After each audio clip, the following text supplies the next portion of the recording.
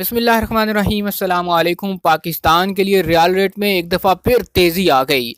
आइए आपको बताते हैं कि आज पाकिस्तान, इंडिया और बांग्लादेश के लिए सऊदी अरब के मुख्तलिफ बैंकों में सऊदी रियाल का एक्सचेंज रेट क्या चल रहा है, किस बैंक का रियाल रेट अब सबसे अच्छा जा रहा है। आगाज़ करते हैं सबसे पहले फौरी बैंक से। पाकिस्तान के लिए आज एक रियाल का ओपनिंग एक्सचेंज रेट चल रहा है 51 रुपये 76 पैसे का।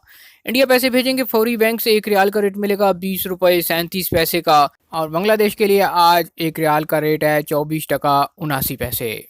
दूसरे नंबर पर आता है तहवील अल राहजी। पाकिस्तान के लिए आज एक रियाल का रेट है 51 रुपये 33 पैसे का।